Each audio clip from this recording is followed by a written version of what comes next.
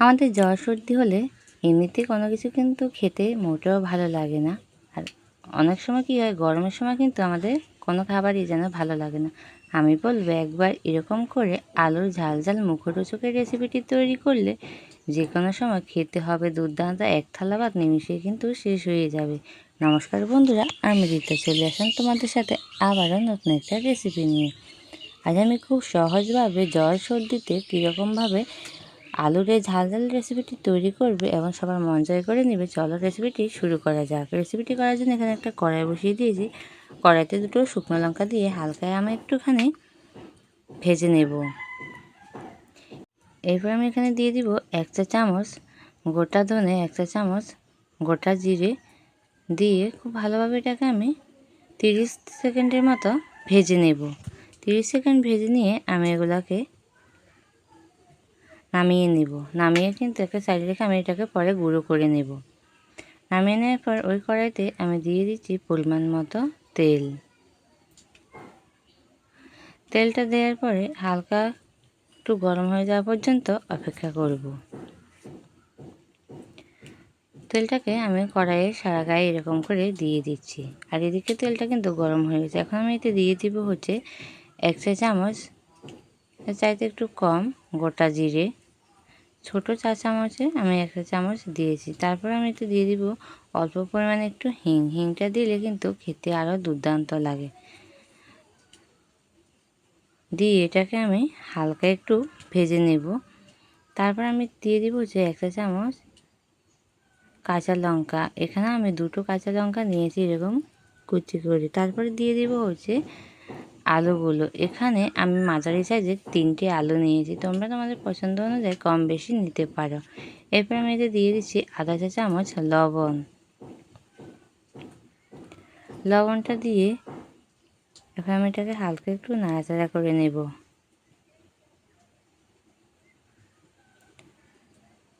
খুব ভালোভাবে এটাকে কিন্তু আমি মিশিয়ে নিচ্ছি। আর আলুটাকে আমি 3 থেকে 4 মিনিটের মতো কষিয়ে নেব। একদম লো টু মিডিয়ামে রেখে আমি কিন্তু আলুগুলোকে ভেজে নিচ্ছি।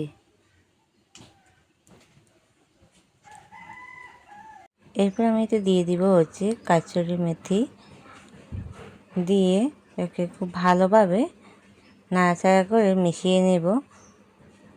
এটি দিলে বন্ধুরা দুর্দান্ত লাগে খেতে, তোমরা চাইলে কিন্তু এটি নাও দিতে পারো। এরপর দেখো খুব ভালোভাবে নাড়াচাড়া করে মিশিয়ে নিচ্ছি। এরপর আমি দিয়ে দিব এতে হচ্ছে লঙ্কা গুঁড়ো। ঝালটা একটু বেশি দিলে কিন্তু এই রান্নাটা দুর্দান্ত হয় খেতে। এখানে আমি আধা চা চামচ লঙ্কা গুঁড়ো দিয়ে দিয়েছি। দিয়ে খুব ভালোভাবে মিশিয়ে নিচ্ছি।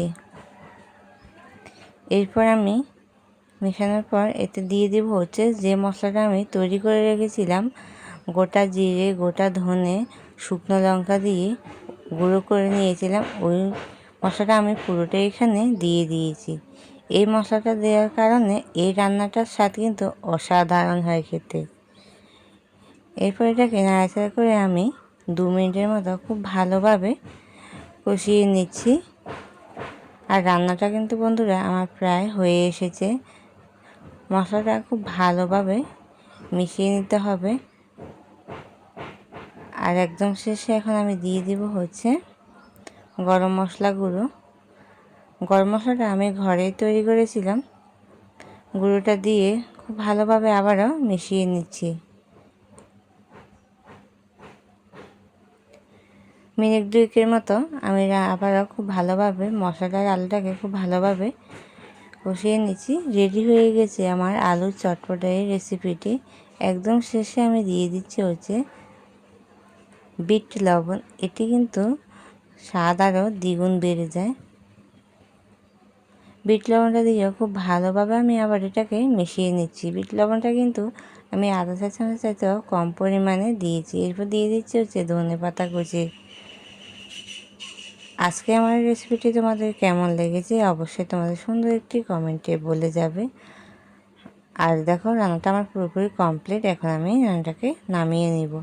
সকল বন্ধুকে অনেক অনেক ভালোবাসা, ধৈর্য ধরে আমার সাথে সম্পূর্ণ ভিডিওটা দেখার জন্য।